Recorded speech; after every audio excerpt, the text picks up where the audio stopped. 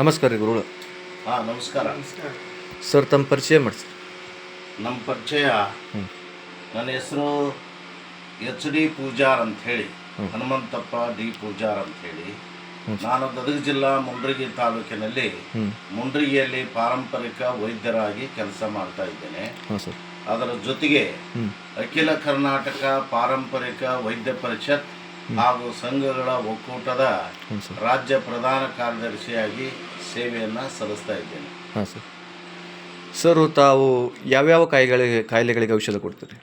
ನಾನು ಮನುಷ್ಯನಿಗೆ ಬರಬಹುದಾದ ಹಾಂ ಸರ್. ಅನೇಕ ಚಿಕ್ಕ ಪುಟ್ಟ ಕಾಯಿಲೆಗಳಿಂದ ಹಿಡ್ಕೊಂಡು ಅತ್ಯಂತ ಮಾರಕ ಕಾಯಿಲೆಗಳಿಗೂ ಕೂಡ ಔಷಧ ಕೊಡುವ ಸಾಮರ್ಥ್ಯವನ್ನು ಹೊಂದಿದ್ದೇನೆ. ಹಾಂ ಸರ್. ನಾನು ಪ್ರಥಮದಲ್ಲಿ ಪ್ರಾಥಮಿಕ ಶಾಲೆಯ ಮುಖ್ಯೋಪಾಧ್ಯಾಯನಾಗಿ ಸುಮಾರು 38 ವರ್ಷಗಳವರೆಗೆ ಸೇವೆಯನ್ನು ಸಲ್ಲಿಸಿ ನಿವೃತ್ತಿಯನ್ನು ಹೊಂದಿದ್ದೇನೆ. ಹಾಂ ಸರ್. ಇದು ನಮ್ಮ ಪುರಾತನ ಮನೆತನದ ವಿದ್ಯೆ ಆಗಿರೋದ್ರಿಂದ ಹಾಂ ಸರ್. ನಮ್ಮ ತಾತನವರು ಅಡಿವಪ್ಪ ಪೂಜಾರ ಅಂತ ಹೇಳಿ ಅವರು ಇದರಲ್ಲಿ ಬಹಳಷ್ಟು ಪ್ರವೀಣರಾಗಿದ್ದರು. ಅವರ ತರುವಾಯ ನಮ್ಮ ತಂದೆಯವರು ಹೀಗೆ ಮತ್ತು ಅನೇಕ ಗುರುಗಳು ಅವರ ಮಾರ್ಗದರ್ಶನದ ಮೇಲೆ ನಾನು ಅಲ್ಲಲ್ಲಿ ಕ್ಯಾಂಪ್ಗಳನ್ನು ನಡೆದಾಗ ಉತ್ತರ ಪ್ರದೇಶದ ಋಷಿಗಳು ಹಂಪಿಗೆ ಬಹಳ ಜನ ಬರ್ತಾರೆ. ಹಂಪಿಯಲ್ಲಿ ಹೋಗಿ ಋಷಿಗಳ ಸಮ್ಮುಖದಲ್ಲಿ ನಾನು ಅಲ್ಲಿ ತರಬೇತಿಯನ್ನು ಪಡೆದಿದ್ದೇನೆ. ನಮ್ಮ ಆಯುಷ್ ಇಲಾಖೆ ಬೆಂಗಳೂರಲ್ಲಿ ಕೂಡ ಆಯುಷ್ ನಿರ್ದೇಶನಾಲಯವರು ಏರ್ಪಡಿಸಿರ್ತಕ್ಕಂಥ ತರಬೇತಿ ಶಿಬಿರದಲ್ಲಿ ಭಾಗವಹಿಸಿ ತರಬೇತಿಯನ್ನು ಪಡೆದಿದ್ದೇನೆ.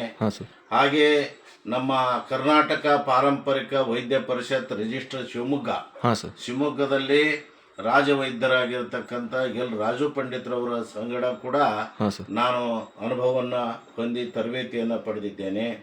ಹಾಗೆ ಈ ನಾಡಿನ ಬೀದರ್, ಗುಲ್ಬರ್ಗ, ರಾಯಚೂರು, ಬಳ್ಳಾರಿ ಟೋಟಲ್ ಈ ರಾಜ್ಯದ ಎಲ್ಲಾ ಕಡೆಗೂ ಸುತ್ತಾಕಿ ಎಲ್ಲಾ ಜಿಲ್ಲೆಗಳ ವೈದ್ಯರ ಪರಿಚಯವನ್ನ ನಾನು ಒಕ್ಕೂಟದ ಪ್ರಧಾನ ಕಾರ್ಯದರ್ಶಿಯಾಗಿರೋದ್ರಿಂದ ಮಾಡಿಕೊಂಡಿದ್ದೇನೆ. ಅನೇಕ ಮಾರಕ ರೋಗಗಳಿಗೆ ಕೊರೋನಾ ಕಾಯಿಲೆ ಬಂದಾಗ ನಮ್ಮ ವೈದ್ಯ ಪರಿಷತ್ತಿನಿಂದ ರಾಜ್ಯದ ಬಹುತೇಕ ಜಿಲ್ಲೆಗಳಲ್ಲಿ ನಮ್ಮ ರಾಜ್ಯಾಧ್ಯಕ್ಷರಾಗಿರ್ತಕ್ಕಂಥ ಎಲ್ ರಾಜು ಪಂಡಿತ್ರವರ ಒಂದು ಮಾರ್ಗದರ್ಶನದ ಮೇರೆಗೆ ನಾವು ಎಲ್ಲೆಲ್ಲೇ ಆ ಕಾಯಿಲೆ ಅತಿ ತೀವ್ರವಾಗಿ ಹಬ್ಬಿರುತ್ತೋ ಅಲ್ಲಿ ಹೋಗಿ ನಾವು ಸುಮಾರು 101 ಮೂಲಿಕೆಗಳಿಂದ ಆ ವನೌಷಧಗಳನ್ನ ಸಂಗ್ರಹಿಸಿ ಅದಕ್ಕೆ ಕಷಾಯ ಮಾಡಿ ಸರ್ವರೋಗ ಸಂಜೀವಿನಿ ಜಲ ಅಂತೇಳಿ ನಾಮಕರಣ ಮಾಡಿ ಆ ಜಲವನ್ನ ಫ್ರೀಯಾಗಿ ಯಾರಲ್ಲಿ ಶಿಬಿರದಲ್ಲಿ ಬರ್ತಾರೆ ಅವರಿಗೆ ಫ್ರೀಯಾಗಿ ಉಚಿತವಾಗಿ ಸೇವನೆ ಮಾಡಲಿಕ್ಕೆ ಒಂದು ಕಪ್ಪು ಕಷಾಯವನ್ನ ಕೊಡ್ತಿದ್ವಿ. ಹಾಗೇನೆ ಪ್ರತಿಯೊಂದು ಮನೆಗೂ ಕೂಡ ಸುಮಾರು ಅರ್ಧ ಲೀಟರ್ನಿಂದ 1 ಲೀಟರ್ ವರೆಗೆ ಕಷಾಯವನ್ನ ಫ್ರೀಯಾಗಿ ಕೊಟ್ಟು ಆ ಮಾರಕ ಕಾಯಿಲೆಗಳಿಂದ ಗುಣಮುಖರಾಗುವಂತೆ ನಾವು ಎಲ್ಲ ಸಾರ್ವಜನಿಕರಿಗೆ ಅನುಕೂಲ ಮಾಡಿಕೊಟ್ಟಂತದ್ದು ಇದೆ. ಮತ್ತು ಇತರ ಯಾವ್ಯಾವ ಕಣ್ಣಿನ ಕ್ಯಾಂಪ್ಗಳನ್ನು ಮಾಡಿ ಕಣ್ಣಿನ ದೋಷಗಳು ಏನು ಕಾಣಿಸ್ಕೊಂಡಿರ್ತಾವ, ಕಣ್ಣು ಮಂಜಾಗಿ ಇರೋದಾಗಲಿ, ಕಣ್ಣಿನ ಪರೆ ಬಂದಿರೋದಾಗಲಿ, ದೃಷ್ಟಿ ದೋಷಕ್ಕೆ ಸಂಬಂಧಪಟ್ಟಂತದ್ದನ್ನು ಕೂಡ ಅನೇಕ ಕ್ಯಾಂಪ್ಗಳಲ್ಲಿ ಉಚಿತವಾಗಿ ಸೇವೆಯನ್ನ ಮಾಡಿದ್ದೇವೆ. ಹಾಗೆ ಕಿಡ್ನಿ ಸ್ಟೋನ್, ಈಗ ಬಹುತೇಕವಾಗಿ ಕಿಡ್ನಿ ಸ್ಟೋನ್ ನಿಂದ ಬಳತಕ್ಕಂಥವ್ರಿಗೆ ಅಲ್ಲಿಯೂ ಕೂಡ ನಾವು ಕ್ಯಾಂಪ್ ಮಾಡಿ ಉಚಿತವಾಗಿ ಕಿಡ್ನಿ ಸ್ಟೋನ್ಗೆ ಔಷಧವನ್ನು ಕೊಟ್ಟು ಕಾಯಿಲೆಯನ್ನ ವಾಸ ಮಾಡಿದ್ದೇವೆ. ಹೀಗೆ ಅನೇಕ ಮಾರಕ ಕಾಯಿಲೆಗಳಿಗೂ ಕೂಡ ಒಳ್ಳೆಯ ಔಷಧವನ್ನ ನಾವು ಕೊಟ್ಟು ಸಾರ್ವಜನಿಕರ ಸೇವೆಯನ್ನ ಮಾಡಿದ್ದೇವೆ. ಈ ವಿಷಯ ರಾಜ್ಯದಾದ್ಯಂತ ಬಹುತೇಕ ಎಲ್ಲಾ ಜಿಲ್ಲೆಗಳಲ್ಲಿ ಕೂಡ ನಮ್ಮ ಪರಿಷತ್ತು ಮತ್ತು ಒಕ್ಕೂಟದ ಕಾರ್ಯಗಳು ಪ್ರಚಾರವಾಗಿದೆ ಅಂತೇಳಿ ಸಂದರ್ಭದಲ್ಲಿ ಹೇಳಲಿಕ್ಕೆ ಇಚ್ಛಪಡ್ತಿದ್ದೇನೆ. ಸರ್ ತಾವು ಯಾವ ರೋಗಗಳಿಗೆ ಔಷಧ ಕೊಡ್ತೀರಿ ಸರ್? ನಾವು ಸಾಮಾನ್ಯವಾಗಿ ಚಿಕ್ಕ ಪುಟ್ಟ ಕಾಯಿಲೆಗಳನ್ನು ಹಿಡ್ಕೊಂಡು ದೊಡ್ಡ ದೊಡ್ಡ ಮಾರಕ ಕಾಯಿಲೆಗಳಿಗೂ ಕೂಡ ಔಷಧವನ್ನ ಕೊಡ್ತಾ ಇದ್ದೇವೆ. ಅವುಗಳಲ್ಲಿ ಕೆಲವೊಂದು ಕಿರುಪರಿಚಯವನ್ನ ನಾನು ಮಾಡಿ ಕೊಡ್ತಾ ಇದ್ದೇನೆ. ಈಗ ನಾವು ಪ್ರಥಮದಲ್ಲಿ ಇಲ್ಲಿ ಬರೆದು ಹಾಕಿದ್ದೇವೆ. ಸ್ತ್ರೀ ರೋಗಗಳು, ಗ್ಯಾಸ್ ಟ್ರಬಲ್, ಮಲಬದ್ಧತೆ, ಆಮೇಲೆ ಸ್ತ್ರೀಯರ ಇತರ ಕಾಯಿಲೆಗಳು ಅಂತ ಹೇಳಿ. ಸ್ತ್ರೀ ರೋಗಗಳಂದ್ರೆ ಸಾಮಾನ್ಯವಾಗಿ ಹೆಣ್ಣು ಮಕ್ಕಳಿಗೆ ಕೆಲವೊಂದು ಋತುಸ್ರಾವ ಸರಿಯಾಗಿ ಆಗೋದಿಲ್ಲ.